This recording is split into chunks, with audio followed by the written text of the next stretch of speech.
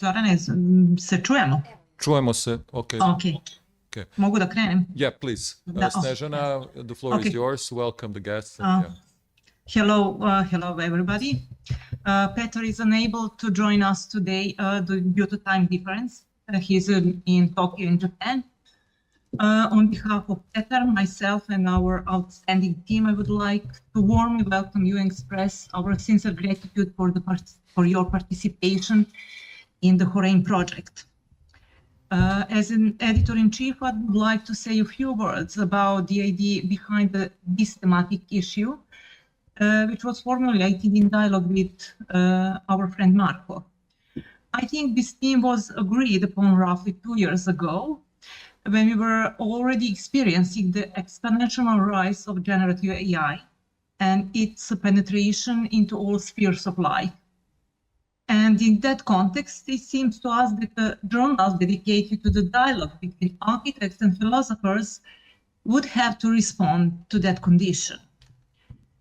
What concerns me regarding the rise of AI is not the new tools themselves that became available to us, but the conceptual vacuum in which they are being deployed.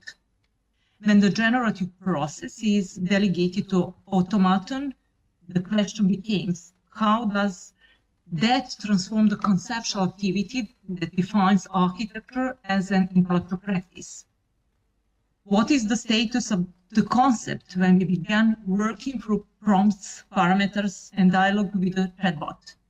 What is a concept when the distinction between human intention and machine output becomes unclear? What does it mean to think architecturally when form can be generated without being true in the traditional sense of that word? I think these are questions that neither architects nor philosophers can answer alone, and that is where I see the space for this journal to enter the conversation. Again, thank you all of you to participate in our great project, and discussion can start. Zorane, please. Thank you very much, Snežana. Okay, so yeah, the first round will be, of course, discussion between myself and Marco. Marco, yeah, we want to thank you really on behalf of the whole editorial team for the patience and for the wonderful work this issue was pending, you know, because we had many on a pipeline. So yes, but you endured, and you gathered a very interesting group of people, which we are really grateful for.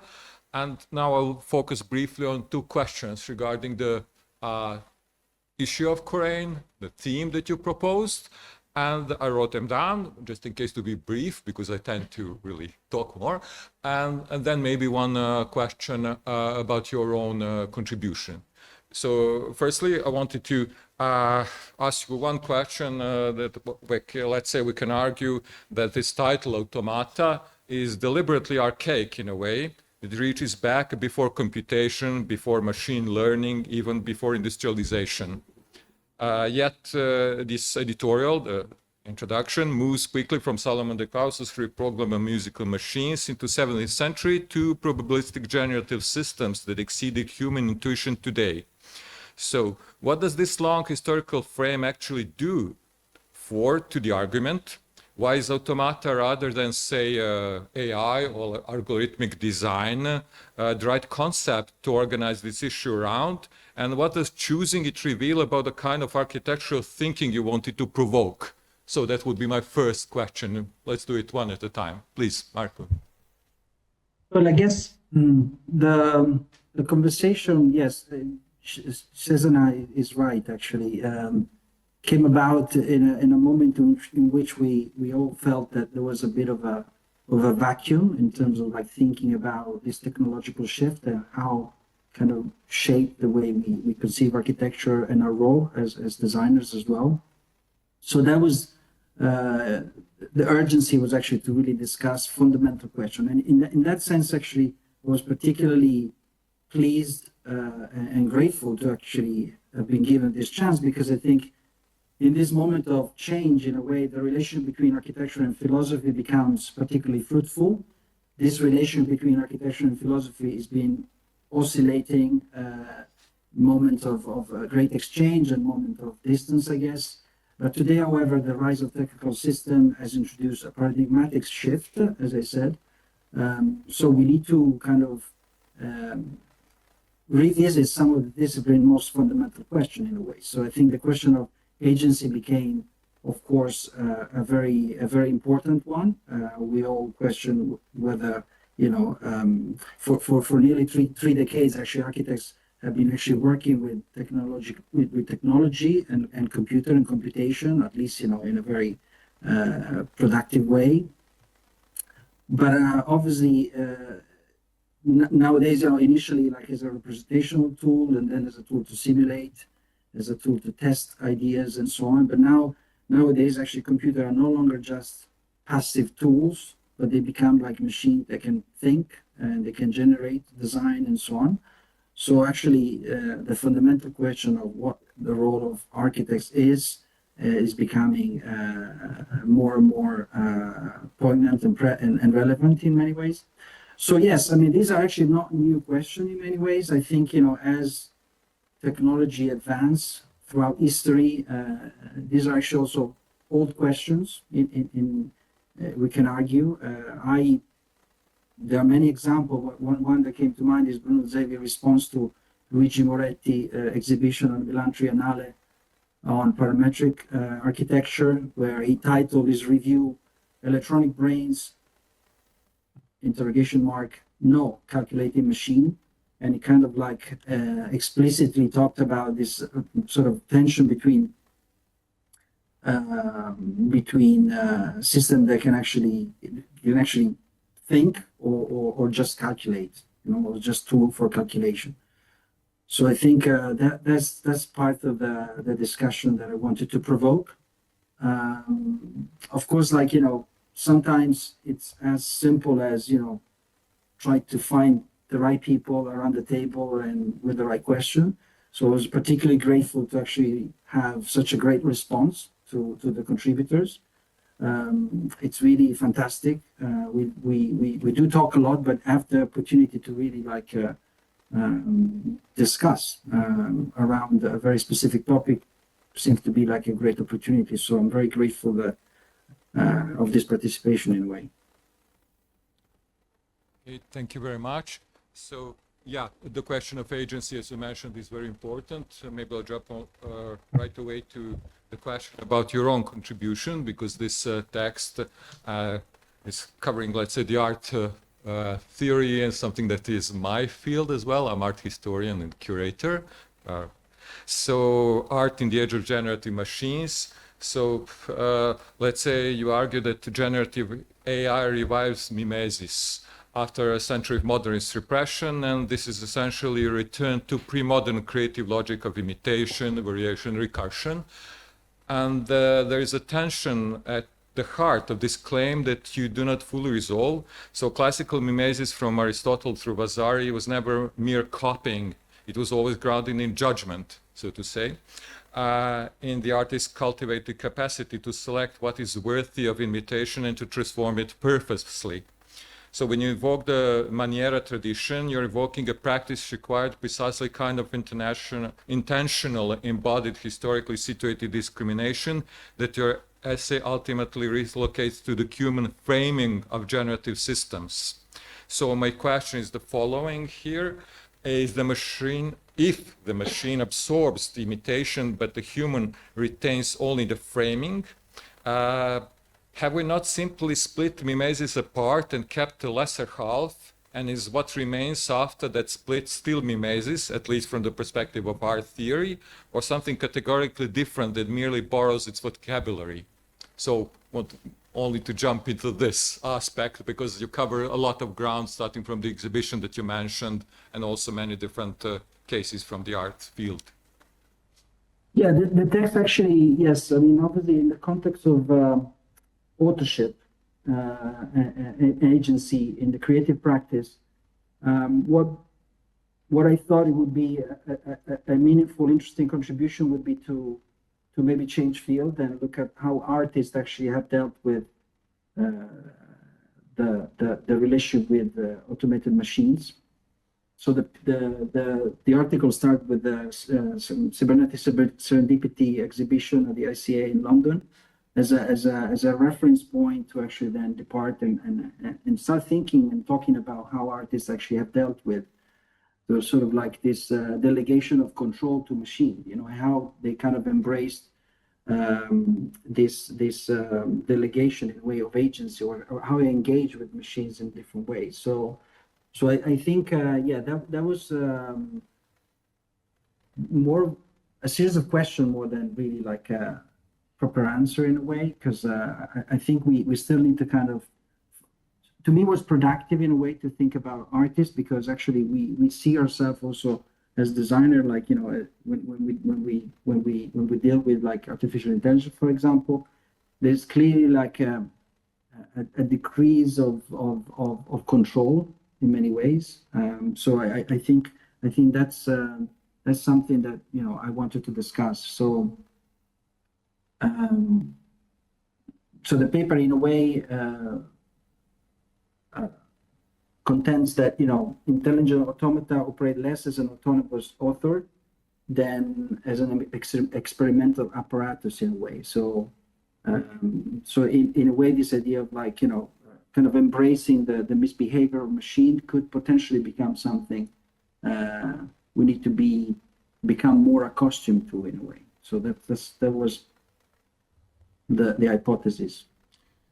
Yeah, okay, thank you very much. You know, I mean, it could be very interesting discussion. You mentioned also, for example, Refik Anadol's, yes, display at MoMA, etc. So we can really argue about techno-solutionism or techno-fetishism and critique of Morozov, etc., towards this way of presenting art, and what does it mean nowadays. But let's move on, and yeah, let's start with the next author who will be in dialogue with our colleague Marko Ristic.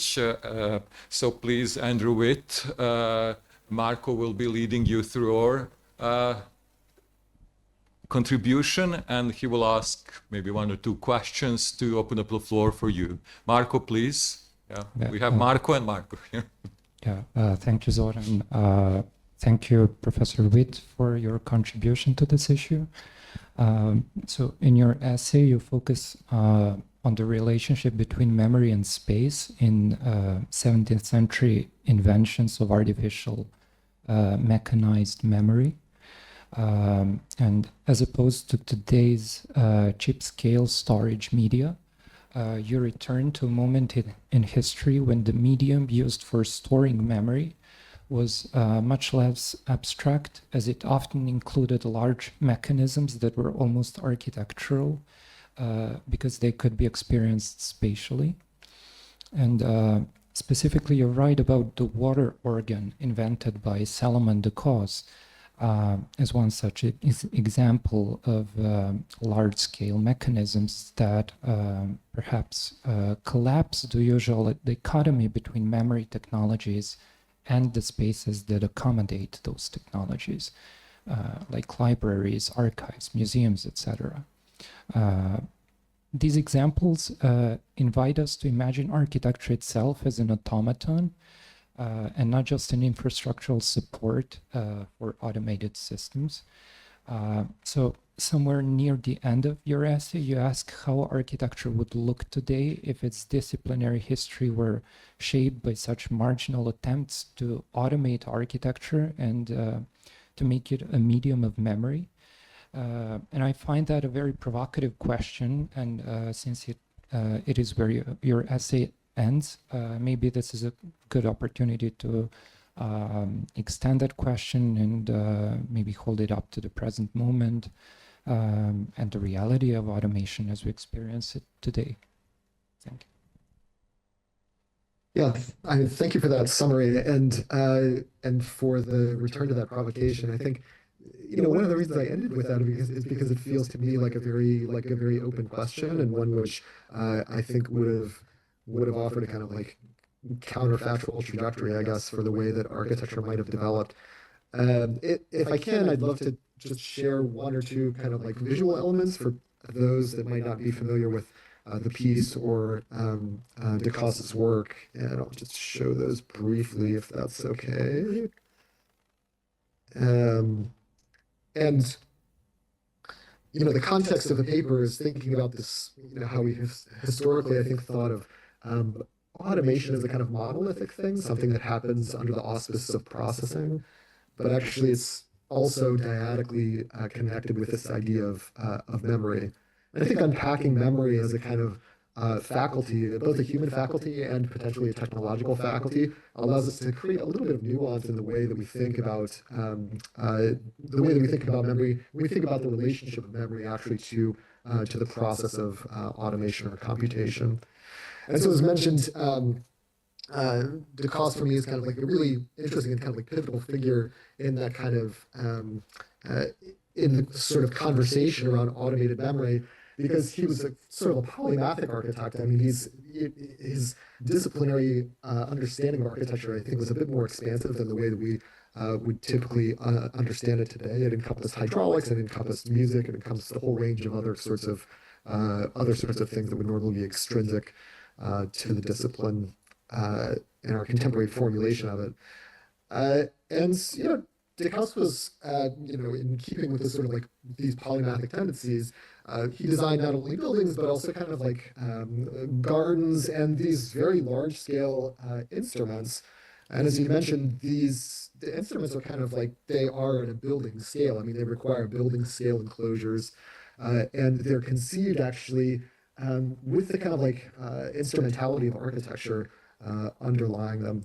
And so this water organ in particular, I find really quite striking, because at least, in my research, it was really the first kind of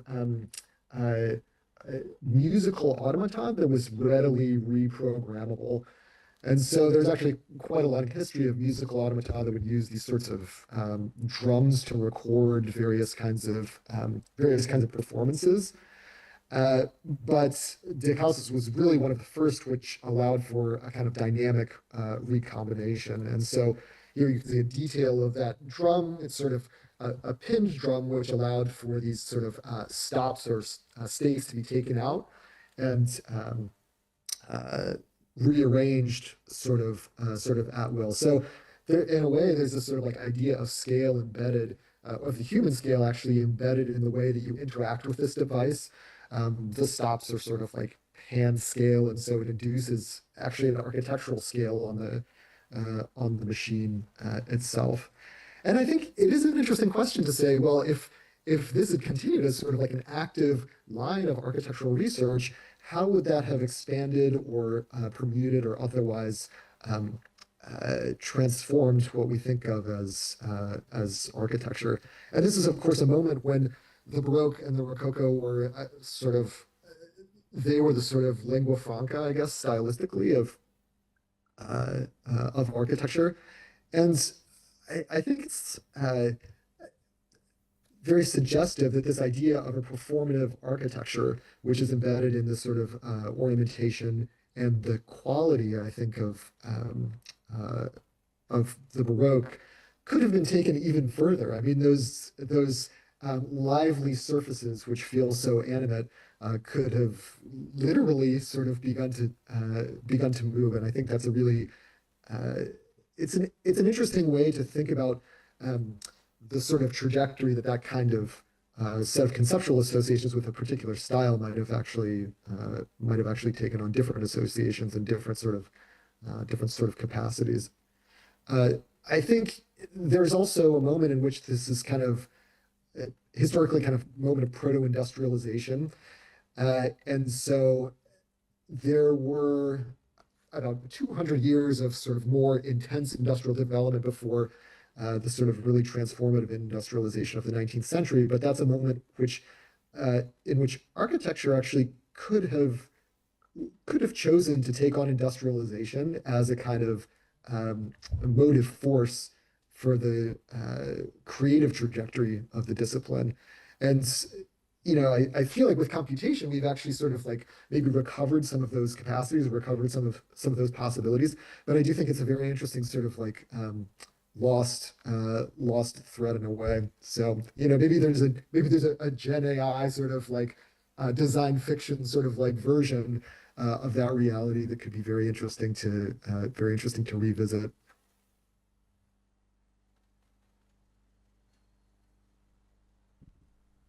Thank you. You have. Okay, thank you very much. If there are any questions also from colleagues, we can always ask one question within this time frame. So if there are kind of immediate responses, feel free. Otherwise, yep, I don't see you can raise your hands or just speak out. Okay, but then thank you very much, Professor Witt and Marco. But Marco moves on with Matthias Del Campo, yeah? And he will be also respondent for you. So please, Marco, yeah.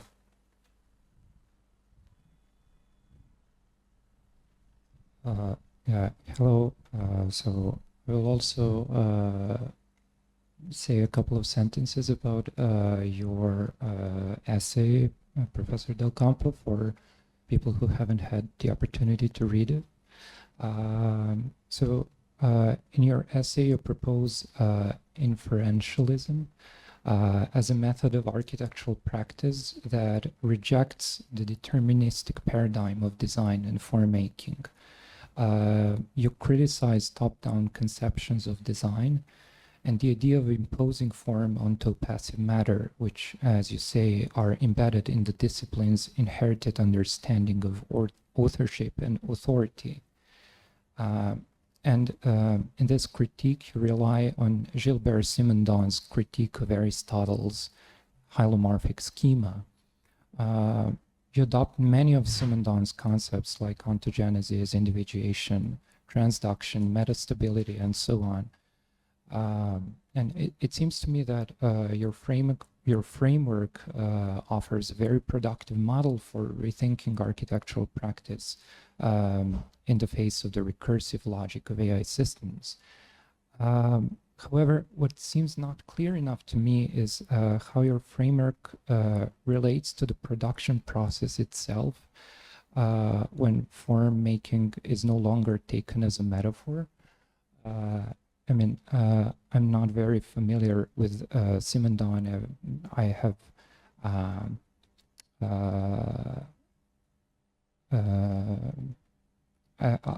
have a partial understanding of him through other authors who have written about Simondon in architecture.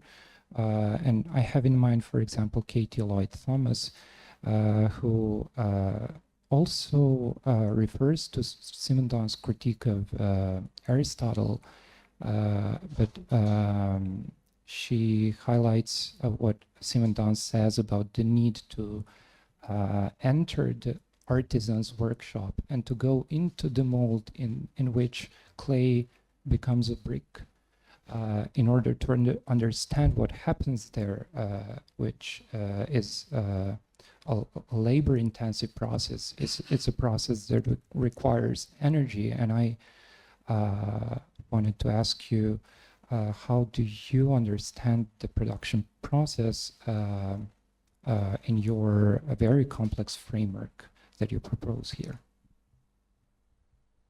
Marco, thank you very much for these excellent questions. First, I would like to say thank you very much for the invitation to contribute to this journal. I think this was a very interesting endeavor, challenging and interesting. To Marco's questions, which are actually a lot, let me try to explain why I actually tried to somehow package these ideas in a different way than was done so far in terms of digital design, computation, and so on. The observation I made is basically that the technologies we're experiencing right now are emerging on a big scale. I mean, they're not like brand new. Those things are known. They have been developed since the 1950s, but they have, of course, now a bigger footprint because of the development of technology. And one of the main criticisms I had was I had the feeling that there's a little understanding of a massive change that is happening in terms of how we design things and how we make things due to the introduction of these machine learning processes, the machine vision processes, and many, many others. And I had not the feeling that we can put them again into the same framework of a top-down design methodology. So all these ideas that are somehow, of course, connected to Simon Dohn's ideas and Simon Dohn's criticisms, they fit really well into this new technology, because exactly this sort of criticizing the hylomorphic nature of this sort of Aristotelian idea of creation and making, which is very, very top-down. You take a form and then you put clay inside and you make a brick. It's a very top-down way of forming that. Simon Dohn rather thinks that clay has probably its own idea of what it could be. In a way, we're totally somehow negating Kahn here. We're not asking anymore what the brick wants. Yeah. So in a way, this helps us to understand that the technologies that we have in our hands now might allow us to think about design and making in a different way. And what I mean by that is that Simon Dohn, for example, in contrast to the hylomorphic idea, was talking about the possibility, this is this sort of ontogenic idea, that the possibility that something, a form, an idea, a concept can emerge from a larger body of elements or things. And if you think and you compare it, for example, to the data set, then it becomes pretty quickly clear that that is exactly that sort of process we're experiencing right now. There's like these gigantic data sets that inform a digital process that allow us to discover or find novel opportunities within a design process. I like to call it navigating the latent space, basically. We're trying to learn how we can navigate the latent space of data in order to find things that are different and surprising and maybe sometimes new to us.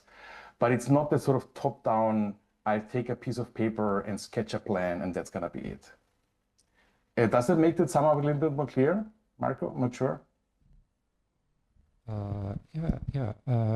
I just have to say, sorry, I didn't mean to confront with your ideas. I just wanted to. No. Didn't take it like that. Okay, thank you. Any more questions? Yeah. For Marco, okay. Anyone else would like to join or ask a question? Or no, maybe you didn't have all time to get acquainted with all the texts. This is fresh out, published. And okay, so then we'll move quickly, and then we'll have some more time for debate later on. So next, we Philip Morel and practically our colleague Željko Radinković will be respondent. So I'll give the floor to Željko, please. Okay, thank you. Thank you for your exhibition. I registered that your proposal of understanding extrapolative generalization in the context of AI has some important parallels in complex system theory. Although so check the mic, please, if okay. it's closer. I can repeat it if yeah, you please. okay. Thank you for your contribution. Okay. I registered that your proposal of understanding extrapolative generalization in the context of AI has some important parallels in complex system theory. Although in your text, those similarities are not explicated, in my opinion. Yeah. Not quite explicated. From the perspective of complex systems theory, several critics' questions can be raised regarding your understanding of extrapolation. Complexity theories emphasize nonlinearity, emergence, contingency, and the fundamental limitation of prediction in complex environments. Then, my first question, can we really speak of extrapolation if complex systems do not permit a linear continuation of existing patterns? You describe AI as a system that goes beyond existing data and generates new forms. From the standpoint of complexity theory, however, one might ask whether the concept of extrapolation is actually appropriate here. Extrapolation implicitly presupposes a continuation or generalization of existing structures. Complex systems, by contrast, are characterized by emergent events, phase transitions, and qualitative leaps. does the generally new not emerge precisely at the point where the extrapolation reaches its limit? That was the first question. If you can answer. I have two more questions. Okay. Okay, thank you. Do you hear me? Well, Yes, can you hear me? please. Yes, yes. Yeah, perfect. First of all, I also would like to thank Marco Banucci for the invitation and my colleagues because it's a really a pleasure to share this volume with all of them. So now to answer your question, I have to say I'm not completely convinced that complex system theory for many of the things that artificial intelligence is addressing is the right conceptual framework, let's say, because there's a lot of recurrent structures, a lot of similarities, a lot of patterns in everything that is analyzed. I mean, most of the things that are part of the world, at least part of the artificial world, let's say. And even in the natural world, we have much more things that are organized than what we usually imagine. I mean, if AI is so good at identifying cats, for example, one of the reasons for that is simply that cats are highly structured animals. The skin, the shape, the color their colors and everything which we need to identify when we analyze an image of a cat is in fact full of recurring or recurrent and highly structured patterns.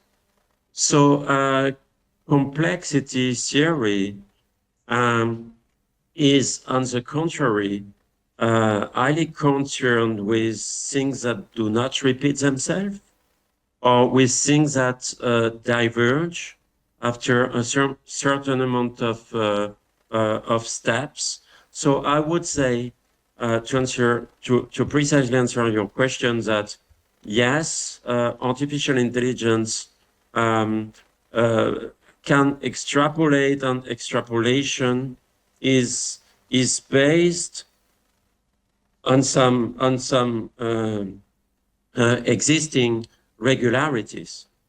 It does not say that it's not making use of regularities or that it's inventing everything from scratch. It does not say that it's based on chaotic systems, that it's making use of chaotic systems for which it's very difficult to identify structures.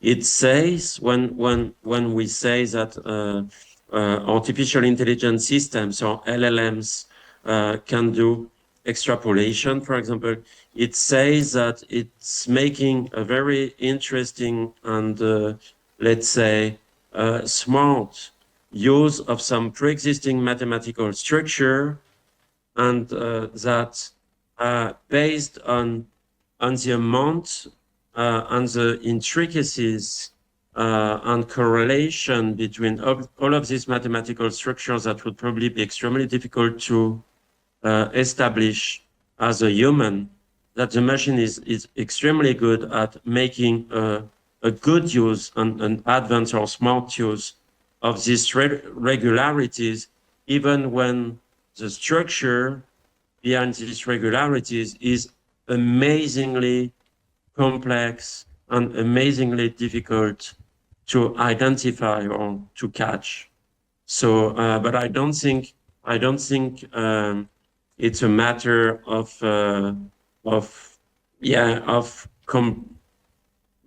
complexity systems. Or I don't think the link here is extremely close to the theory of complexity. Okay, thank you. But I have to ask, is the role of the environment and structural coupling being underestimated in this context.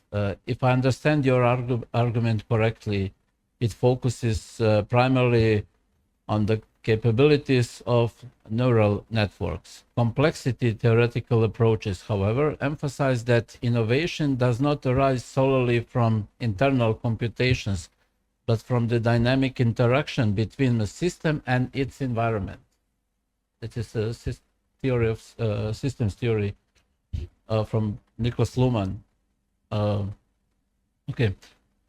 Can the creativity of AI system therefore be adequately described without taking into account the continuous feedback loops between technical systems and social practices, cultural context, and material conditions? I would say that in fact, everything that LLMs are doing, for example, if we keep LLMs as a paradigmatic example of advanced artificial intelligence technologies, I would say that everything is environmental with LLMs. I'm not completely convinced by the difference between let's say a couple of facts, a couple of parameters, and then the environment, because in fact everything is an environment when we deal with LLMs. I mean, LLMs are not, for example, if we write a prompt about such or such an ID, we cannot, I mean, the LLM is not going to identify, okay, this is the ID, and now let's look at the environment. No, I mean, everything that the LLM used to be trained on, all the data, but absolutely everything is in fact an environment, is in fact part of the context it's dealing with. We could almost say that there's no way to distinguish an event and the context of the event. I mean, everything is a context, or everything is an event at some point. I think this distinction between an event and the context is something which is very human, should I say. I don't have the feeling that for the computer there is such a clear distinction between an event and the context of the event. I mean, when an LLM is trained, all the data it's using to learn, actually, they are more or less all at the same level. They exist in a very hyperdimensional space, but there's no real idea of what comes first, what comes after. There's no real idea or real indication about, for example, what is the temporal logic. Even I mean, the idea of a temporal logic is something which is rebuilt by the semantic intelligence that the LLM is capable of extracting, should I say. You don't need I mean, just when you analyze, for example, a sentence, just the tense which is used for a certain verb gives you an idea of what comes first and what comes after, So, and LLM are learning through all those different things. And in a sense, it's kind of an infinite context which is existing in one single space at the same time, So the distinction you are making between an event and the fact that we need to pay attention to the context, I don't think it's really the way it works, because my feeling is that everything is a context or everything is an event at the same time. Okay, thank you. But I have to emphasize that in systems theory, the difference between systems and environment is not ontologically. There is no some kind of objects. There are environmental objects, and then the systems as some kind of being. There is some kind. It is meant functionally, strong functionally. Some kind. In every process, there are elements that belongs to systems, and there are environments. Environment is, in systems theory, it is. We cannot describe environment. Environment is contingent, and there are some influences to systems that we cannot describe. We can only describe the differences or processes that are happen within the systems. This is systems theory from Luhmann. It is meant not ontologically, of course. Everything can be environment, and everything can be systems, but in concrete, in some specifically in one process, have always environment and systems. Okay, thank you. I hope it was understood, but thank you. No, I understood your questions. I mean, I hope so. I hope I answered in a satisfying way. It is the question of the novelty. What is novelty? What is the in philosophy of technology? There is some kind of so-called hermeneutical term. It has to do with some kind of problems with extrapolation, or with extrapolation by prognostic, by some kind of this is some kind of old prognostical approach within, for example, technology assessments, and the new systems, they produced many possibilities, many possible outcomes. We cannot extrapolate what is the future of, or future status of some kind of process, technological process, or some kind of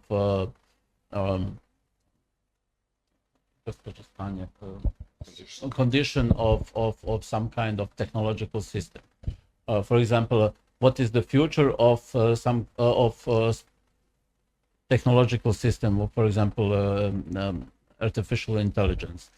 And they say, okay, we have many possible outcomes.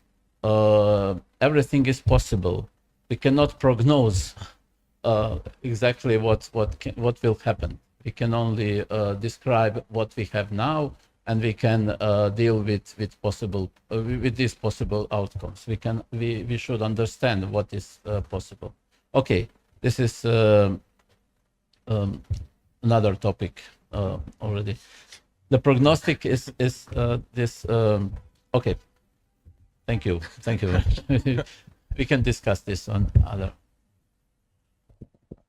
It's okay. I mean, just a very quick remark. I think that LLM are not making long-term prediction. I mean, the power of all of this system is that they are making use of an amazing amount of data and knowledge and mathematical correlations in order to predict with the largest possible, I mean, with the highest probability as possible, what will come next. I mean, that's obviously the basis of these systems. But they are not making long-term prediction. So what you are talking about here with within philosophy of technology and within this idea of prediction, you are discussing what will be the future of this technology. I think it happens on a completely different time scale, and which is probably not the one which LLMs and artificial intelligence system are dealing with.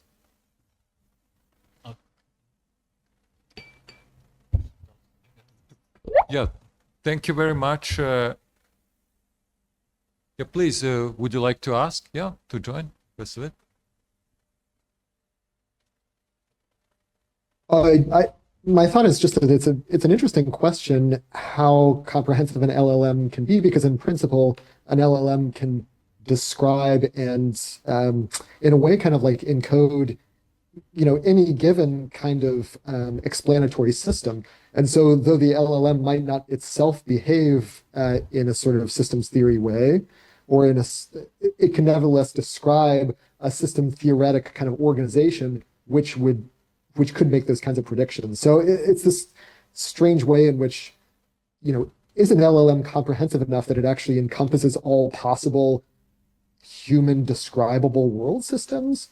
Or are there some limitations in the way that's in that sort of in the recursive logic of that?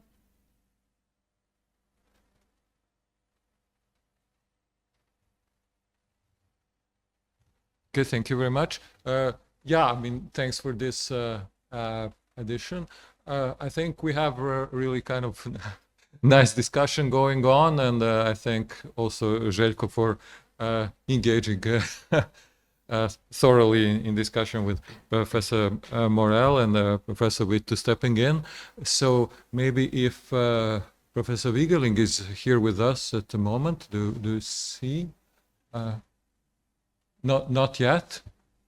Not yet. So I propose that let's move on. He may join a bit later to Professor Graham Harman, and the respondent will be our colleague Miloš Cipranic. So, and we move on, and please do feel free to step in always with additional questions to heat up the debate. Please, Miloš. All right.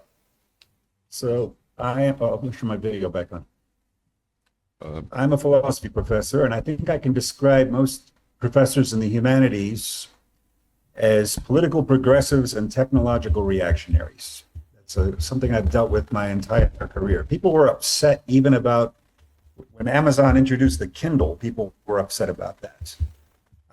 Martin Heidegger, one of the most influential people in philosophy of the past 100 years, has this incredibly reactionary passage I included in my article about typewriters and how the typewriter destroys the essential relation to the hand in writing. And I consider all of this to be nonsense, despite my regard for Heidegger as a philosopher. And it seems to me that obviously all of us are bothered by AI as a tool for student cheating. We're all struggling with that now. I can't even assign papers to my students anymore.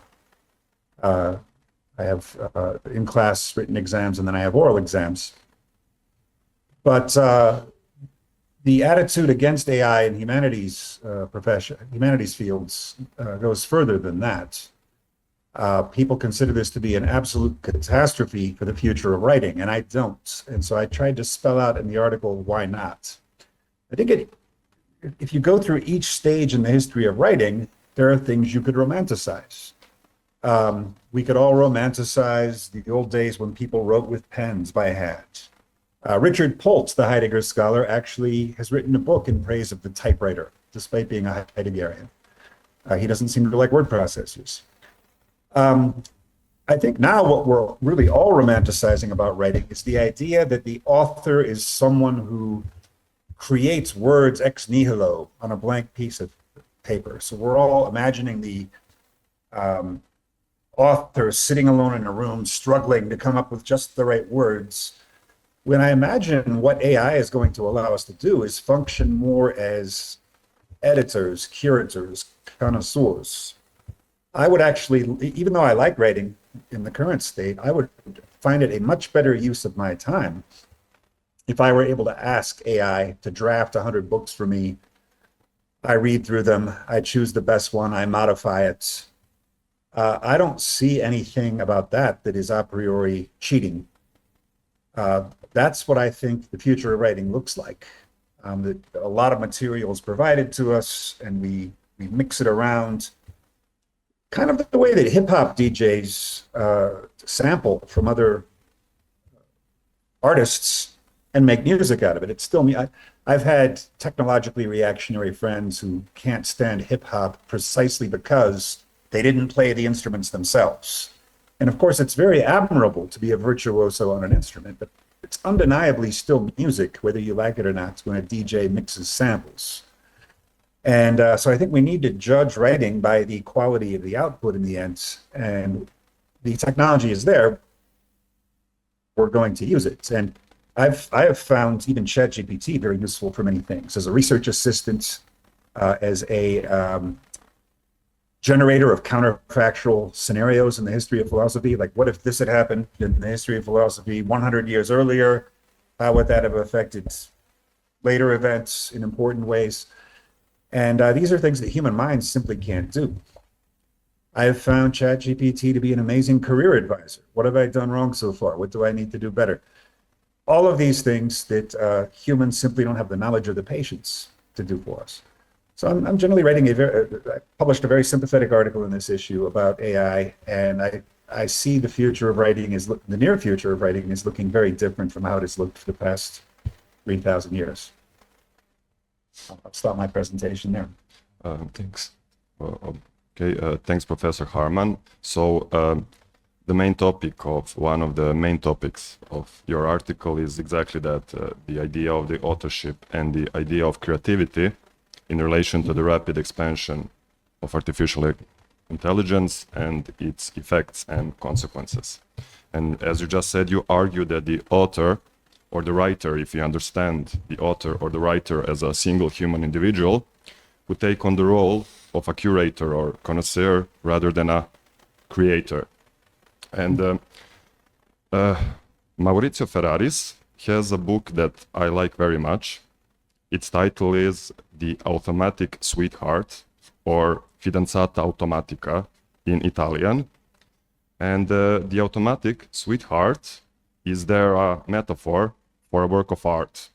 And I think we can also see architectural objects and books as they also can be seen as persons or some kind of our friends. And if we slightly vary the title, or we play with a little bit with that, so we can say also that, of course, a chatbot is some kind of automatic assistant, but I'm wondering, and I'm interested in your opinion, in the near or distant future, who will actually be the assistant to whom, who will be the master, and who will be the assistant in that relationship?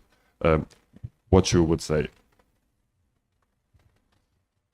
There are all kinds of possible bad scenarios with AI, and I hope someone more competent than I am is working to prevent those, such as super AI wiping out humans. These things have been talked about. You stop that, but I think look at the medium term of what's going to happen with these things, and ultimately, I think. I've suggested here that humans will always have the upper hand when it comes to curatorship, and I suppose we could become overly dependent on a computer for telling us what's good and what's not good in the works that have been created in the world. But I don't think we're going to care about those things. We as humans are going to be interested in what we as humans appreciate. And so it's harder to imagine a scenario in which connoisseurship is handed over to machines. And I think ultimately this is what the human intellect does best. We think of ourselves as creators. I think of us as connoisseurs. And I think we have had to create things simply because there has been no alternative. We have to read novels. I've had incredible results, even with the current state of AI, in creating figures from intellectual history who don't exist. And I've been able to appreciate those like a literary critic. So here's one that I did. I asked it to generate a fictitious Paco and Paul Verlaine, and I had it generate the first 15 books of poetry of this fictitious person. It generated a person who lived in England, was born around 1974, and had quite a career in poetry before dying. And I was able to go through all of these poets and see that they seem like a pretty good combination of Trakel and Verlaine applied to contemporary London, the scenes of contemporary London life. And I was able to go through and critique and distinguish between the better poems and the worst poems. And so I think the problem we're probably going to have is the abundance of material that's being generated. There are going to be way too many books generated by AI. And so what's going to happen is we're going to come to trust certain people as being those who tell us what's worth looking at and what's not worth looking at from all this increasing mass of written and visual material. And we may have AI assisting us to help cut down that material to Yes. Thank you. extremely lazy, where we would simply outsource connoisseurship to machines. Yeah, thank you, Professor Graham. And I have two more questions. One is related to the technological changes and nostalgia, something you mentioned in your introductory observations. And the third question will be related more to architecture and one part of your article. And as you already said, you write in that essay about the relationship between technological revolutions or innovations and nostalgia, and you just gave the example of the act of writing and the technology of writing. And you also mentioned books. And for example, if we consider the book as such, it would be absurd today, or at least highly eccentric or unusual, for example, to demand that it will be published in the form of ancient scroll or medieval codex, that its material would be papyrus or parchment. It is, say, animal skin now in the 21st century. And my question is, does resistance to technological change necessarily have to be something bad, conservative, or regressive? And that would be the first question. And the second is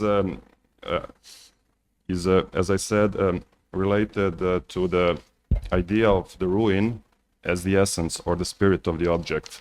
For example, when we compare this essay of yours with your book, Architecture and Objects, for example, at least for me, there are no direct connections between them. But in your essay, there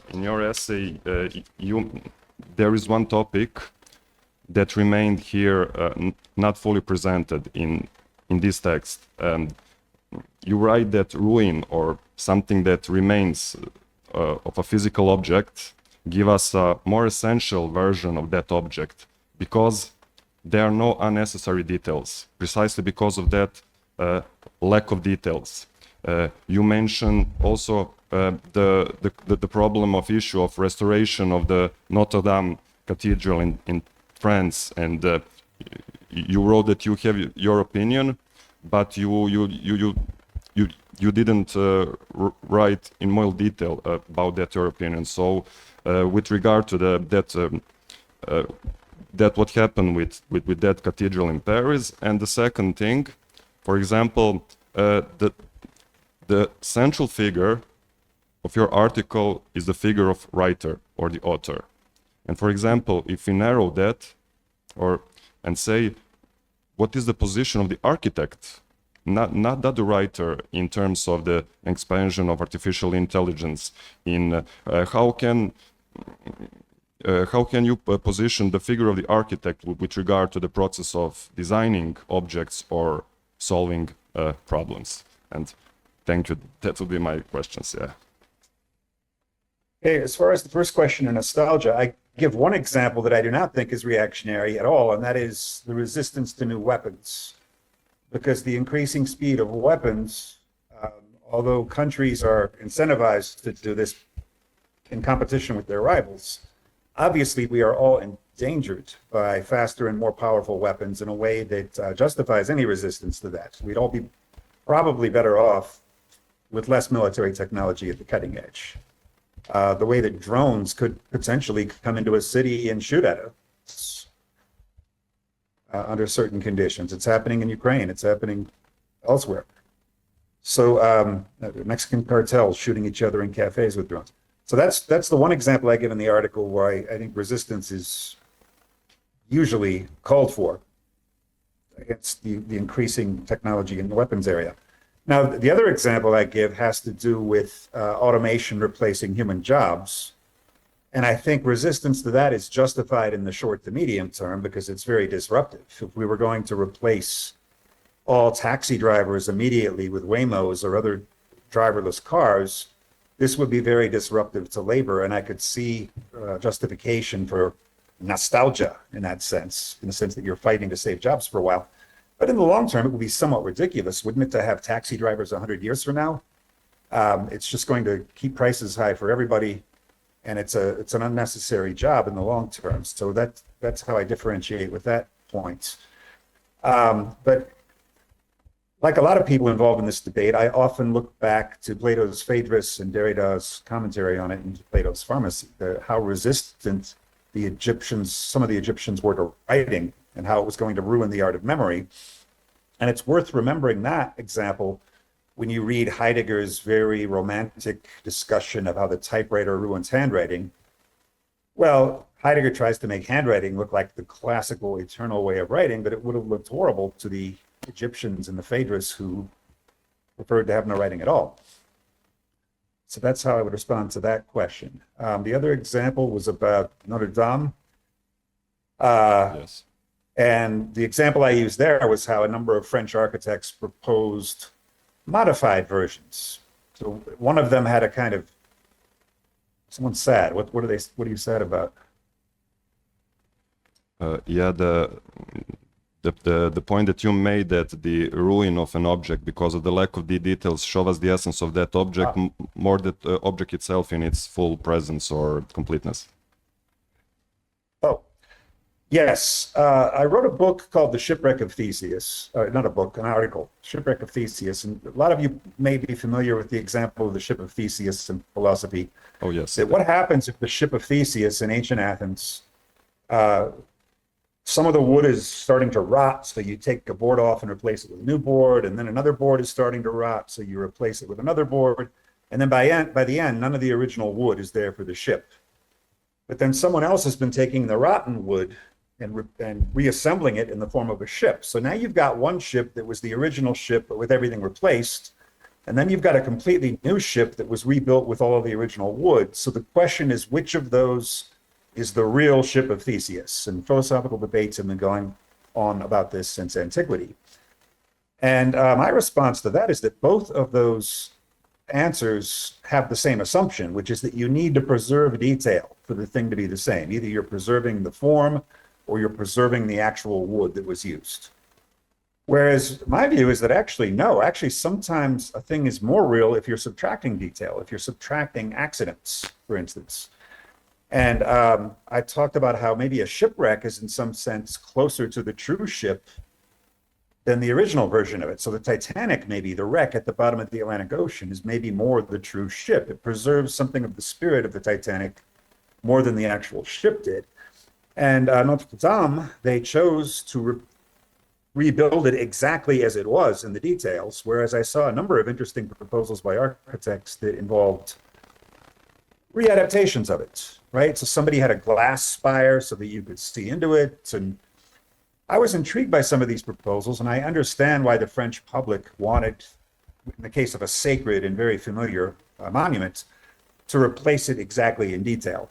And I suppose we could have done that with the World Trade Center in New York. Some people wanted to do that too, to give the middle finger to Al-Qaeda by showing that we will rebuild it exactly as it was. But I don't think that would have been appropriate either. So I think you are true to a thing more by repeating it with some differences than you are by copying it. So that's another angle in the problem of nostalgia. And then I'm sorry, I don't remember the last architectural question. Well, very simply, the central figure of your article is the writer, and would your arguments be the same if we change that figure with the figure of the architect in the process of designing objects and solving the problems? I would be inclined to say so. I don't know if it's already in reach, but presumably you could ask software to design 100 buildings for a site and then go to work on those, rather than just sitting there and brainstorming with a piece of blank paper or now blank computer screen. And so I just think the way that the workflow for all of us is going to become very different with AI. We're going to have a lot of stuff provided to us. And so it's going to be more a matter of editing, decision-making, and of choice than it is of creation. So I think we we've convinced ourselves that humans are creators in the image of God. That's not really what we are. We're selectors, choosers, and modifiers. And we already do this with the tradition in whatever precedent in whatever our field is, right? That we are all so influenced by the great models who came before us that in a way we're not creating from scratch anyway. We belong to a tradition. And so I think AI will simply accelerate that trend. Oh, yes. I've got a question here from Yeah, do you see, Elisa? Professor Herman? There's a question in the chat. Yeah. From Elisa. Professor Herman, do you feel like writing itself will be weaponized? And in what way? I think that's probably already happening, that people are using AI to craft rhetorically perfect pieces of writing and also to commit fraud.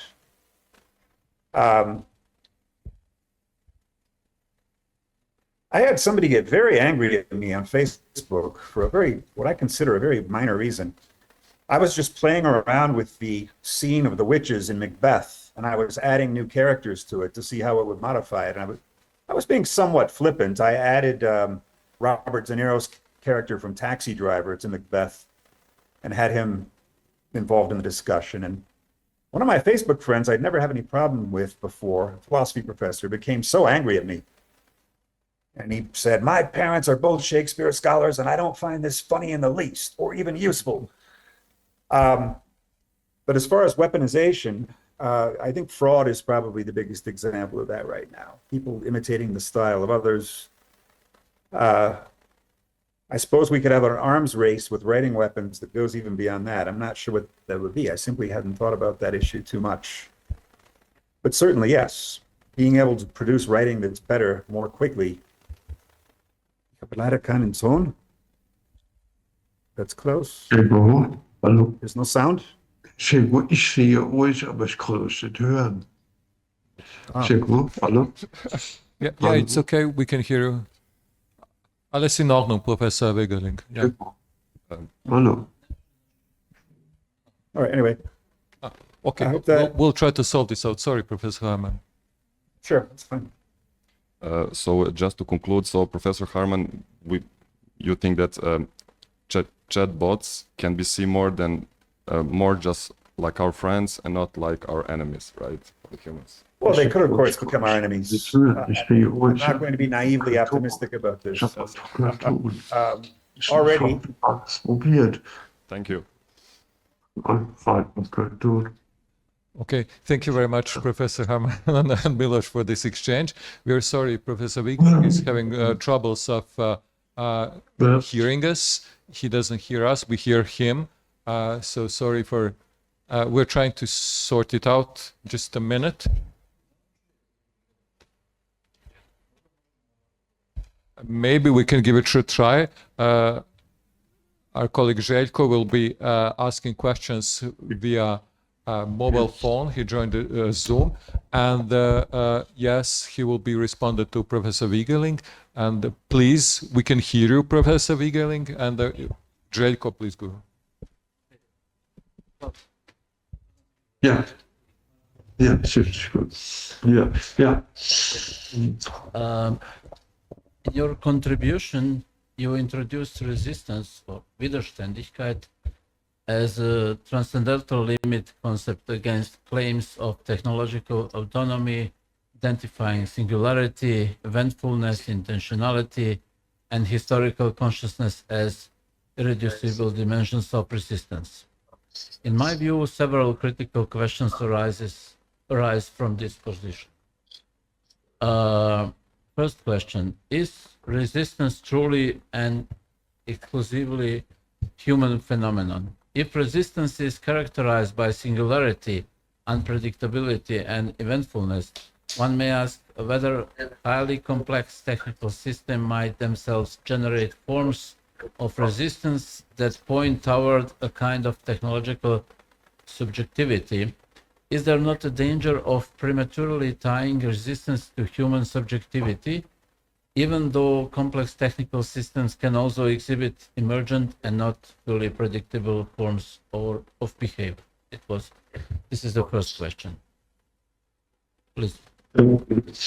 Yes, I'm sorry, my nose is completely closed because of an allergy. And my voice is really damaged, but I will do my best. I don't think that I say it in such a way, but one can't really talk about the immediate. Yes, even moods are mediated. I have always seen myself as part of a tradition of the philosophy of consciousness. Everything that is not mediated by consciousness, from experimental data to ontological findings, from moods to hallucinations, animals and physical entities like robots, of course, also experience resists. These are observed by humans. Highly complex technical systems generate resistance. Whatever the point to technical subjectivity is a question. I do not know whether technical subjectivity can exist. There are moments that elude technical predictability, but this is ultimately not a technical finding. It concerns the historical, the eventful, which, when we speak of it, can ultimately become typological. But technically speaking, we can never truly reach subjectivity, just as we can never reach Laplace table, unless we make a further distinction between subjectivity and subjectivity. That is between what we can generally attribute when we speak of subjectivity and what is subjectively experienced as an individual experience. We can only ever approximate the latter. We can never mathematically capture its uniqueness. We never reach the point where we have all data. The world and its conditions can never be captured in a finite amount of data. Besides, we can only calculate with a finite amount of data. But that does not yet fully answer your question. I will end it here because the question cannot be answered in a brief conversation. You've actually already answered the last question yourselves. But it is important to say that systems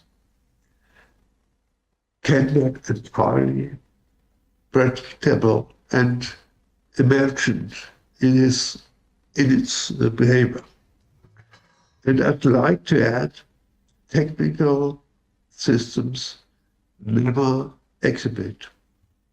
On the other hand, we must also ask about the eventful nature of technology itself. So, these are two completely different perspectives. The scientific, in the sense of nature science, and humanic, in the sense of Dilthey's Geisteswissenschaft. Okay, that's well. Klaus, Yeah. there is a second question. Does the theory of resistance rely on problematic opposition between the typological and the singular? If I understand your argument correctly, you maintain that information technological systems can only grasp the typological, but not the singular and eventful. Yet can the singular be determined independently of typological structures at all? Might not even the human experience of singularity always already be mediated by typifications, the cultural frameworks of interpretation and narrative orders? Was the singular that is historical and eventful can only be grasped in contrast to the typological. After all, we are engaged in scholarship and subject things to a systematic analysis. Naturally, the experience of the singular is mediated. When we think, we always think in general terms. In fact, it goes without saying that we attempt to determine singular, the historical and eventful, by reducing it to the essential and the general. We are moving here along lines that Heinrich Rickert brought into focus through this distinction between the science, in the sense of nature science, who are centric, on the one hand, and the historical science of sense, in the sense of Geisteswissenschaft on the other.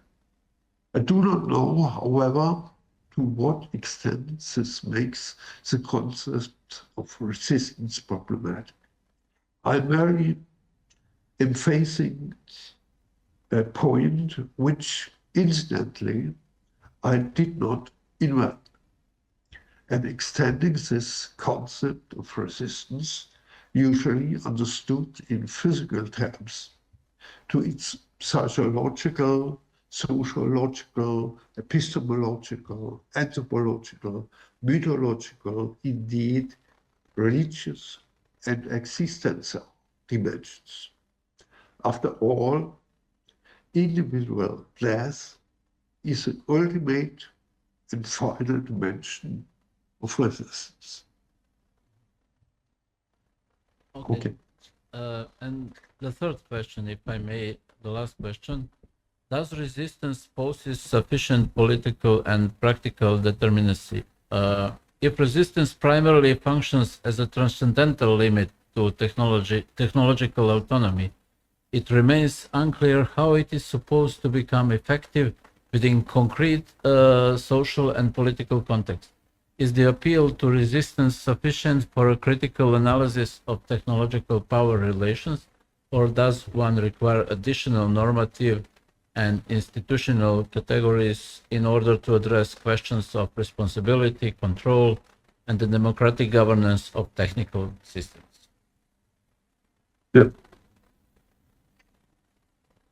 Was very referring to resistance is not enough to make a difference in social and political context, but is a key factor in understanding how that difference is made.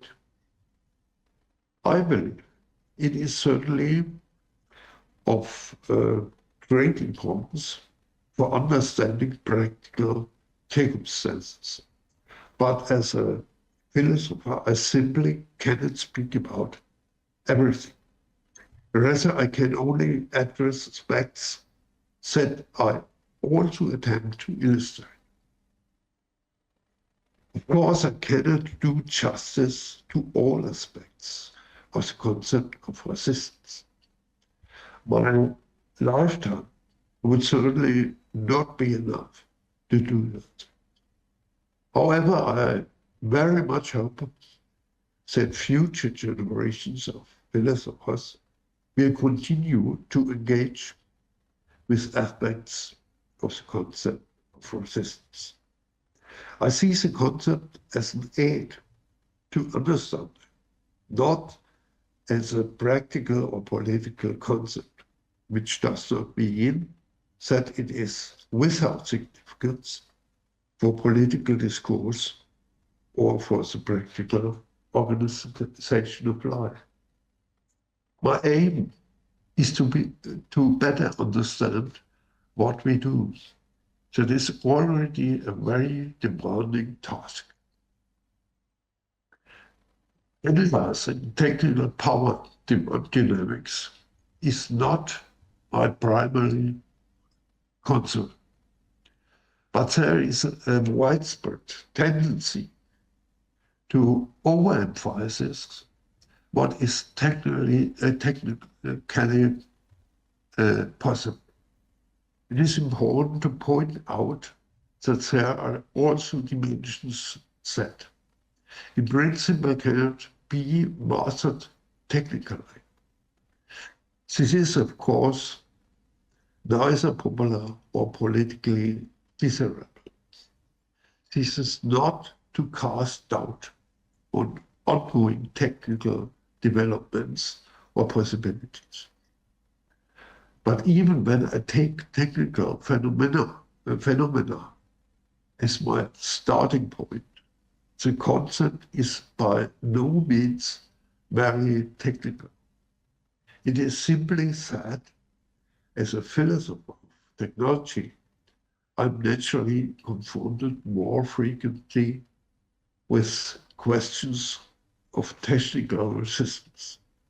I also believe that technical developments are particularly well suited for making problems of resistance visible. But of course, technology is only one aspect of the concept. Thank you. Thank you, Klaus. Thank you very much, Professor Wigeling and Željko, for this exchange. Yeah, we managed.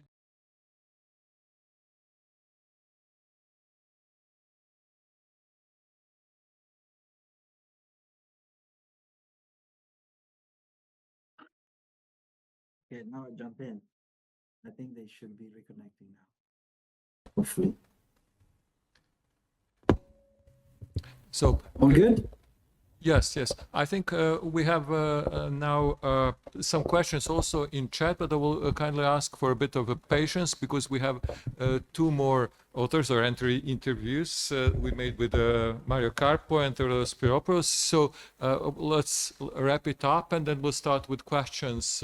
There's one for Professor Harman, but please, I will invite my colleague Andrea Prokopievich to give some kind of questions to Mario Carpo regarding the interview, if this is okay.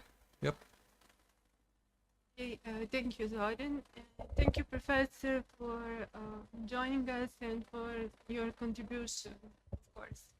So one of the threads that I found particularly compelling in your argumentation is the way the concept of imitation, mimesis, gradually shifts from an aesthetic category to an epistemological one.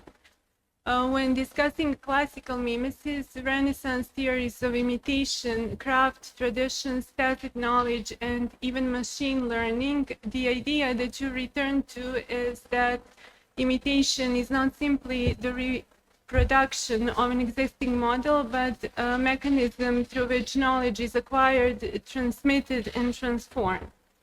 And what emerges from this perspective is a broader historical argument that the importance of generative AI may not lie only in the fact that it forms, but in the fact that it makes visible a process that has always been central to human learning and creativity. From this point of view, AI appears less as a radical break and more as a challenge to some of the assumptions inherited from modernity, particularly the modern emphasis on originality, authorship, and invention as defining characteristics of creativity. So this brings me to another aspect of the interview that I found interesting, the suggestion that the digital condition might be understood not as a post-human, but rather as a pre-humanist or even pre-mechanical. While much of contemporary theory interprets digital technologies through the language of rupture, such as post-humanism, post-industrial society, post-authorship, your argument points to historical precedents that predate industrial modernity. However, this historical rehabilitation of imitation as mimesis also raises some broader questions, of course. So throughout the interview, you present imitation as a productive and creative force, and at the same time, when discussing mannerism, you draw a distinction between transformation and critique. You said that generative AI can imitate and transform precedent, but it cannot take a critical position toward it. So my question would be, do you see critique and mimesis as fundamentally different operations, or could critique itself be understood as a particular and more reflexive form of mimesis? And perhaps following from that, if the digital age is indeed bringing back into focus older mimetic models of learning and creation, what becomes of the critical function that modern artistic and architectural culture traditionally assigned to authorship? Or would you see it primarily as a reconfiguration of existing historical patterns? That is the first question. Thank you. So this is just the first question? One more. Okay. Well, first of all, yeah, thank you for having included me in that with the interview. So in the interview, evidently, I was answering your questions. To some extent, some of the same question you just asked again. And by the way, a lot of congratulations to the editorial team for transcribing the conversation we had and publishing it, because if I listen to myself speaking, most of the time I cannot understand a single word of what I'm saying. So what you transcribe makes sense some 20 or 30% of this, which is a significant achievement, because I could not do that. But I read, however, the rest of the publication yesterday, and congratulations for putting together such an outstanding team of contributors, and the papers which I have read are all of outstanding, remarkable quality. So again, congratulations to you for masterminding it, and to the contributors for contributing. So before I answer your many sub-questions to the first question, may I just mention briefly what I think is a kind of minor elephant in the room, which we are all circling around, but we are not evoking directly. And I was considering that when yesterday and last night I read the papers you have published. Let's not forget that what we are dealing with here is apparently, it has been reported, the most universally disliked technology in the history of humankind. It appears that in the history of humankind, no technological change has been seen with such a universal dislike. And we all have anecdotal evidence of that, but I will offer mine. For the last 12 months, I've been shuttling between two important campuses on the two sides of the Atlantic. And as you know, there are many bad things happening in the world today. For example, wars. Every day appears there is a new one starting. And for the last 12 months, I have not seen any instance on any campus, or at least in the campuses where I have been, of any students making a position against, wars that are starting or going on and people that are being killed. I haven't even seen, not a demonstration, not even a post-it on a wall saying, stop war. The only instance of student organization taking a stance against something which I have seen with my eyes for the last 12 months was not students saying stop wars, it was a handful of students saying stop AI. As if AI were the most significant, how do they call it, existential threat. AI if you read any newspaper these days, the normal position of government, thinkers, philosophers, commentators, even normal people, when AI is mentioned, it is not to ask what we can do with it, it is how can we stop it. The general position appears to be that this is the most clear and present danger to the survival of humankind. And this, since this is the topic and the technology we are discussing, specifically with regard to architecture or other fields, this is something which we should ask ourselves, how comes that this technology, of all the bad things that are happening in the world today, is universally seen as the one thing we have to fear? Now, I've read Professor Graham's brilliant paper last night, and evidently nostalgia is a good explanation. Again, we all have evidence and anecdotes. In the academic field, I think we could generalize and say that for most academics, every technological change is good if it happens before they receive tenure. So there is, in the worldview of every academic, a watershed. Technological change before we get tenure is good, and technological change that starts happening after we get tenure is bad. And there are subsets of this kind of psychopathological positions. You may have noticed that right-wing populists are in favor of all the technologies that were developed under the auspices of thermodynamics, but they are against electromagnetism.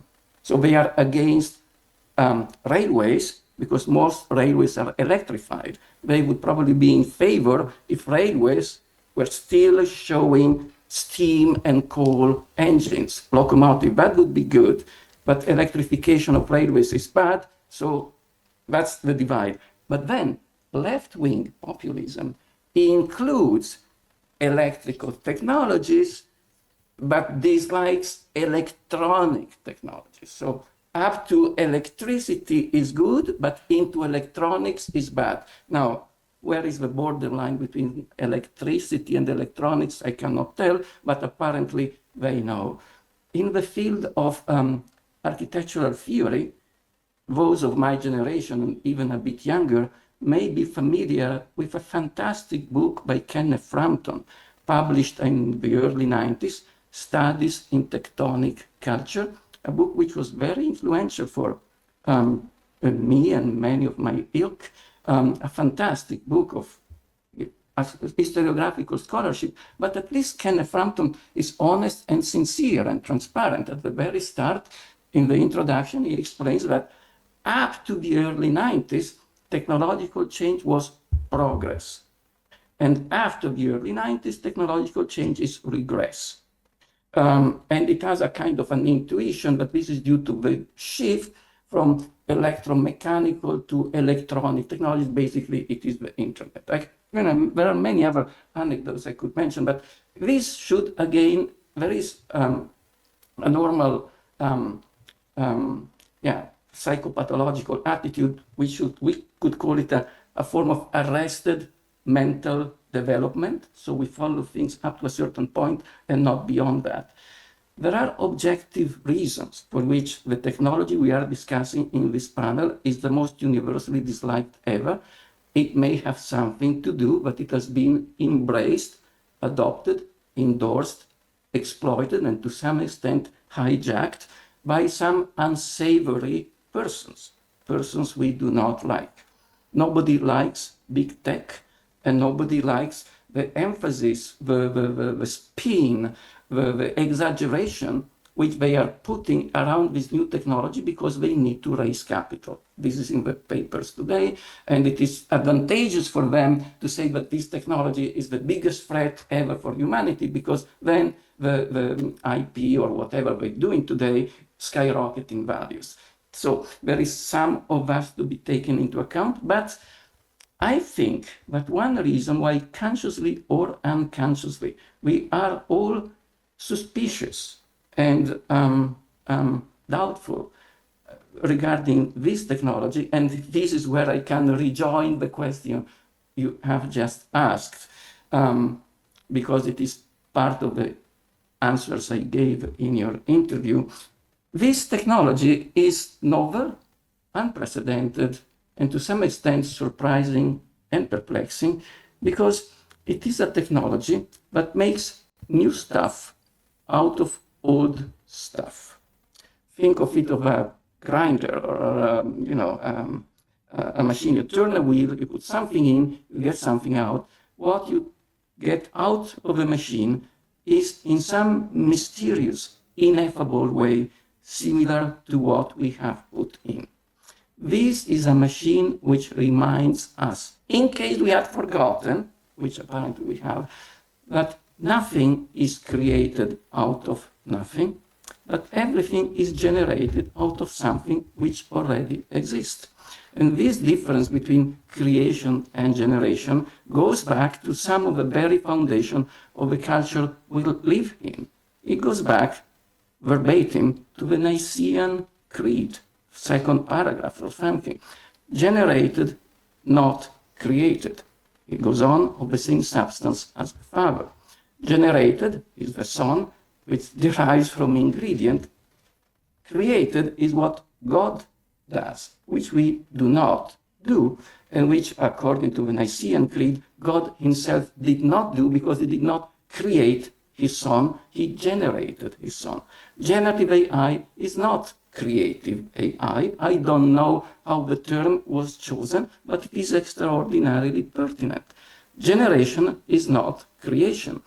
And this difference, which comes from the Latin Vulgata, genitum non factum, is reverberated in all modern languages. What would have been Heidegger, gezeugt, nicht geschaffen, or something like that? Generated, not made. Generated derives from ingredient. Created is made out of nothing, which is what we do not do. And we don't like to be reminded that we are not God.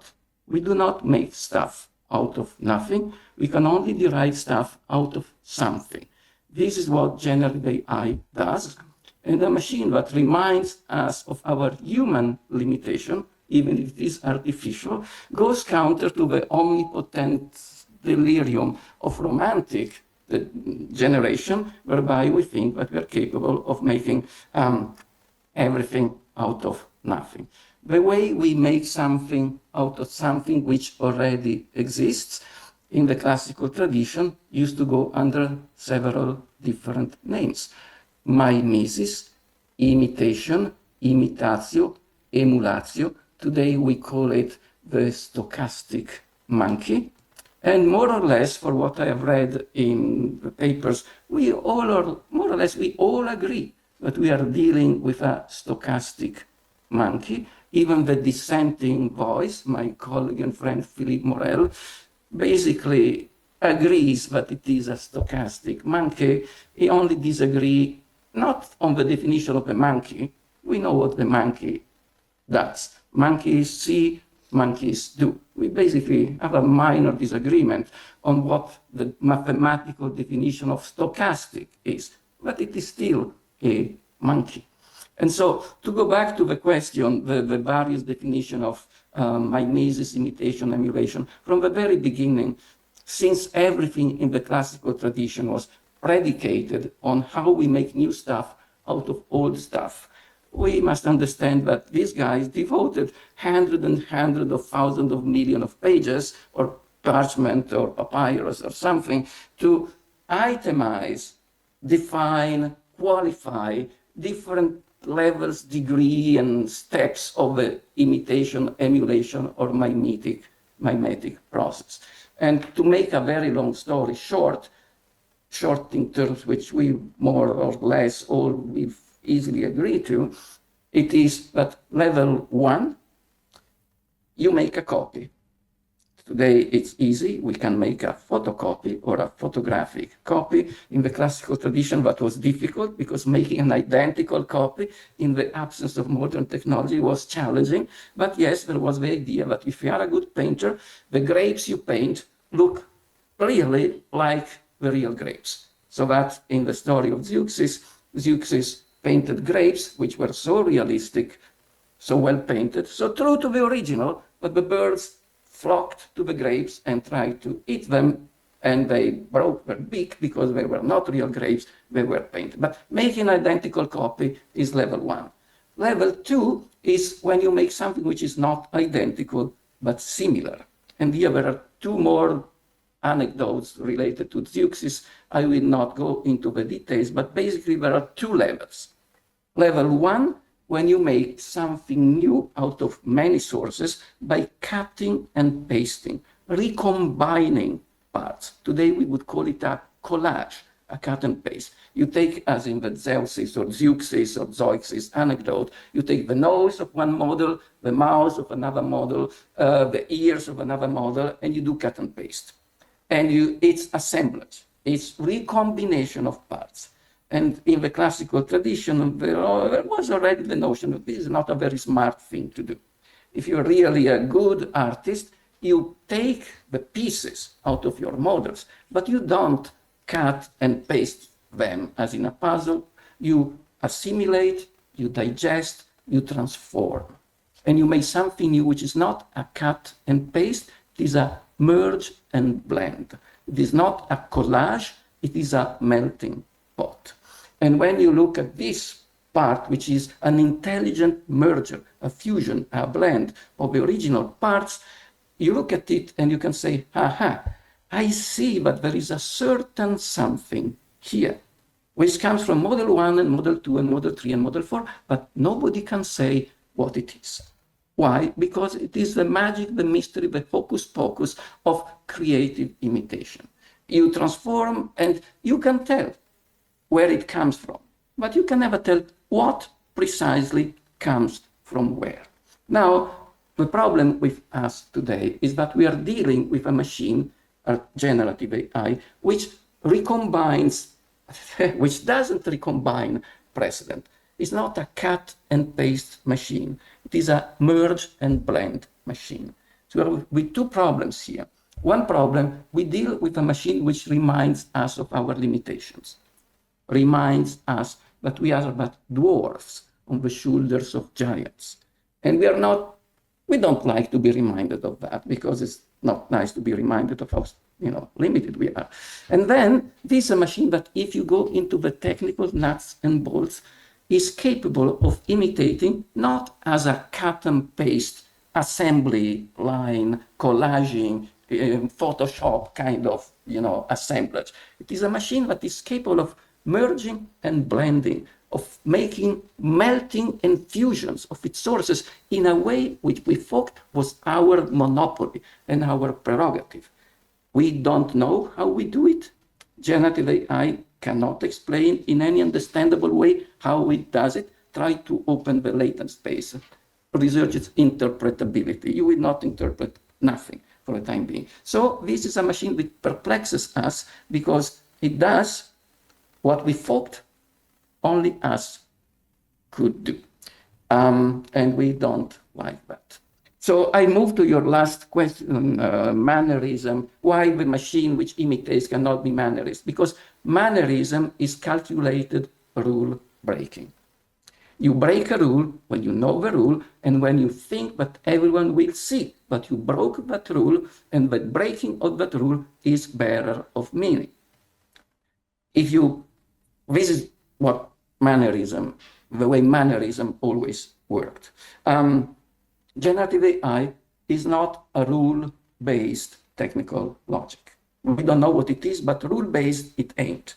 Doesn't work by rules. Doesn't make rules, so it cannot break rules. It can imitate mannerism in looks, cannot be mannerism in spirit. That would please our common friend Peter Eisenman, and I think we all agree on that. Did I forget something? And you had another, probably forthcoming question, right? Thank you. I understand the concept of mimesis as you describe it in contemporary terms, but at the same time, we have a situation where AI operates within a technological environment that transforms the very conditions of perception, memory, and experience. And it could be said that historical continuity of epistemological models does not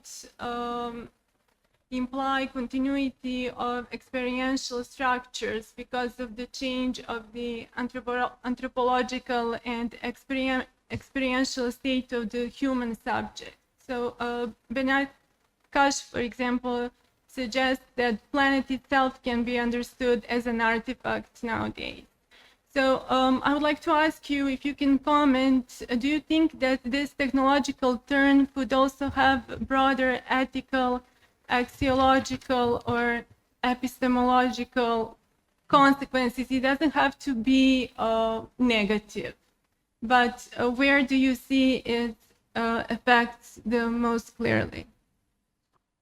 Well, I think we have 2 minutes remaining, so I have to be brief and shorter than I was in the answer to the first question. But concerning the anthropological continuity or discontinuity, my argument, as you have pertinently recapitulated in your first question, is that there is an anthropological break here, but it is not with regard to the long history of how we make things. It is an anthropological break with regard to the modernist way of doing things. Meaning, if there is one person here who would be, who would freak out, who would be broken out, I don't know, you make a past participle of freaking out. A person who would be much displeased by what we are saying is Walter Benjamin. He would not understand a single word of what we are saying, he would shoot himself. Oh, sorry, that's not a good metaphor.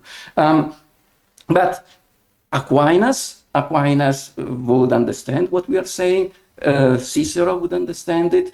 Petrus Bembo would understand it. Erasmus. I was rereading a few weeks ago Erasmus on imitation on a pamphlet which he wrote. It's called Ciceronianus, and changing a few terms. I could republish it today saying that it is about generative AI or the way generative. So the point is, during modernism, and for many good reasons, because modernism had to cope with the novelty of a machine-made environment. You had to formalize a way of making art which took into account the technical logic of a moving assembly line. In 1925, it was the right thing to do, and I'm happy they did it, and I lived a happier life because they did it before I was born, or during the first part of my life. That was the right thing to do. But today, technology has changed. And we are dealing with a technical logic, which is not the expression, the metaphor, or even the direct technical consequence of a moving assembly line. Generative AI doesn't work that way. So we are, in a sense, obliged to rediscover what we did before we had to invent a new intellectual framework which enabled us throughout most of the 20th century to come to terms with the technical logic of a machine-made environment. We are not dealing with a Xerox machine here. We are not dealing with a photocopy machine here. The photocopy machine deals with level 1 of the classical scale of imitation, making identical copies. The photocopy machine, that's it. But now we have a machine that does way more than that. The classical tradition more or less tried to cope with that. We abandoned that effort in the 20th century because we did not need that effort, and rightly so. But now we need to revive that effort again because the technical logic has changed. But I think I've spoken for too long. Well, thank you very much. Thanks, Professor Kappa, and thanks, Andrea. Yeah, I believe now you have a sequel for the interview. I know it's very engaging, you know. And, but let's move on. I think last but not least, Theodoros Spiropoulos. Let's say if here is Yeah, I think I've seen that you're with us, and Sara, my colleague Degicic, will be leading you again through the interview. Yeah, please, Sara. Hello to you. Thank you for joining us today. Well, one of the reasons that we were particularly pleased to have this interview and to include it in our automata issue was that, at least as I see it, your work approaches many of the themes that we have, but from somehow or somewhat different perspective and direction. What I mean is that it's natural that in this volume, across all issue, we have themes of automation, intelligence, agency, technology, but that are often emerging through discussions of artificial intelligence, machines, computational system, and so on. However, what I see in your work is that these questions are almost always connected with participation, communication, behavior, interaction, and of course the ways the humans and non-humans inhabit environment together. We returned several times through the interview to themes such as collective intelligence, adaptive systems, uncertainty, cybernetics, and participation. Yet these themes never appeared just as technical matters, in a sense that they seemed to move to the point toward the wider or broader rethinking of architecture itself. So not just like general question what architecture is, but how it produces knowledge, how it relates to a world that is increasingly relational, dynamic, but it's also very difficult to describe, to be described through these fixed categories. However, what I find as more fundamental in the interview is that the discussion always shifted attention from just entities, but to relations, from something that is stable form to processes or formation, and from representation to interaction. And many of the concepts that traditionally are structured through what is called architectural thought, like intelligence, like control or authorship, we spoke before, especially with Professor Harman, but also the form itself. I saw it in your answers that they appear less as fixed categories, more like the how to say, effects of relationship that is ongoing. So maybe I would pose a few questions starting from there. You described intelligence as something that exists not within things, but between things. And this, of course, challenges one of the central assumptions of modern thought, namely that creativity, agency, that cognition, they all belong primarily to subjects. So in general, if you can just widen up to tell us more about what do you see that becomes visible once we began not from entities, but from these relations, in a sense that especially in architecture, what can be revealed about this shift that maybe could not be revealed through other disciplines that also has this changement. The second is very similar, but is more connected to the concept of uncertainty. It was very interesting for me because you saw it not as a limitation, but as productive condition. And yet we know that architecture traditionally has been expected to provide stability, sort of predictability, orientation. So do you feel how far can architecture embrace this uncertainty before it maybe risks losing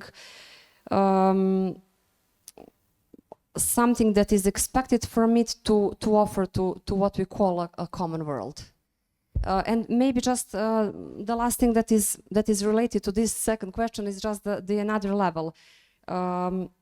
If we move from representation toward interaction and participation and something that is real-time engagement, historically architecture was one of the cultural forms that through which societies also preserved memory and continuity.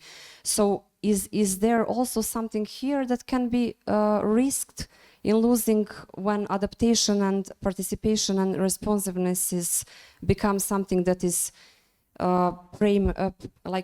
primary values, or maybe you don't even see it that way. Thank you. I hope it's understandable.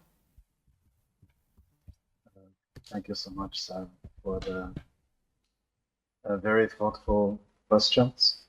Can you hear me okay? Yes, yes. If it's acceptable to ask, I will try to answer each question, and if there is something that I don't catch from your following questions, please feel free to make this much more conversational. My position relative to things is really that relationality is a way of understanding, constructing our understanding. Intelligence is not an attribute to things, but is something that continuously needs to demonstrate itself. In some sense, my interest in intelligence as a subject is something that's not necessarily residing in what we deem as human intelligence. The things themselves describe and act in the world. Our ability to speak about interaction is not a reaction, but it's a way to synthesize, understand, and engage. And agency for me is something also that's really tied to human engagement. And so relationality, from my perspective, is a way to understand also how technology is not something that is really sitting outside of us. We construct technologies in a sense to kind of construct new relationships with the way that we understand things, each other. And so I feel that once these technologies are out of the box and somehow we lose that clarity, there's a tendency to revert to models that are somehow known, familiar, as a way of kind of reconstituting a relationship to things. But I feel that these are continuously moving targets. So much of my work is really tasked with trying to construct frameworks in which we can start to understand those differences, how those differences, let's call it in Bates' point of view, make a difference. So a lot of the history that I look at is the history of computation. We see computation being explored from the architectural point of view, sometimes in novel and sometimes in naive ways. But regardless, it forces a certain kind of ability to understand the relationship of what it means to construct. The constructive act, I think, is something that demands ability to both synthesize, understand, so extend that in much more collaborative ways. I look at the world through the lens of behavior as being a way to explore human and non-human systems. The concept of machine also, I think, is something that's probably important to consider what we mean by this. When we construct machines that construct machines, we're usually speaking much more to algorithmic processes that in some sense now are bringing back, I think, certain conversations about what the black box actually is, not as an operation for thought experiments, which is tied to a lot of the early computational and cybernetic thinking, in the way that it challenges our ability to understand how we can, let's say, co-evolve and adapt, how to use, I think, an attitude towards cybernetics not as a control system, it's a conversational partnership. I think a lot of the things that I find interesting from that world is not that of nostalgia, it was really people trying to speak to a certain conversation that was not tied to technology itself, but to the refactoring kind of societal project, social engagement, social responsibility. So things like the Macy conference and things like that were more opportunities to ask informed questions than to somehow speak to the disruption of the technology itself. It was what ifs, was scenario based. And I feel that that offers a certain kind of conceptual thinking that I think also speaks to some very kind of contemporary ways of thinking about the world. It is something that I think is important to not only give agency, but to maintain agency the ways that we operate within systems, demystifying them, humanizing them, participating in them, and reconstructing, say, even the way that we understand knowledge, information in a way that is being something that, let's say, would be challenging us to start to think in a much more, say, human way. I find it interesting at times where we have to declare that we're human to systems that are trying to qualify if our engagement with them is an algorithm or if it's human. It's inverting the kind of Turing test in a way which is quite interesting, because somehow we have to reconstitute what it means to be human today relative to the systems, which are more an exchange in terms of the way that we construct communication and the frameworks for that form of interaction today. Your second question, if that was okay for the first one, was, I think, in some sense also speaking to some issues about that many people speak to in terms of control. Control from the cybernetic point of thinking at one point in time, visually not commanding control. This was a very American way to think about technologies. The reality is that control was always an illusion. I found a lot more sympathy to some of the British cyberneticians, particularly the second order students up, that were trying to speak about an understanding of the way that we relate to things. It was coming from brain sciences, it was explorations from people like Walter Gray Walter, who generated the first, we call it agent-based robotics, as a demonstration that simple interconnected systems could build a form of intelligence in the world, which I also think is another aspect about AI, which is important, which is trying to understand how machines and machine vision systems and others are interpreting the world itself. We primarily speak to language. Language is a quite limited interpretation model. So I think in some ways, the idea of uncertainty is very much a part of how we think about systemic design. If we think of it as a framework, that's the capacity to co-evolve and adapt with us. So if it is true that we actively participate in this form of AI, agentic intelligence, it means that these things are fundamentally changing the way that we also communicate and interact. But we are operating in a world. The interpretation and translation is very important to interrogate, because otherwise we reinforce a certain attitude towards these systems, responding with the biases that they were initially built, allowing that to propagate in a way where our contributions are not active participation, but are actually really demonstration of something that is spoken about as slum, other forms of language to communicate, not intelligence at all. Something other. I don't remember exactly what please intervene as much as you like. Okay.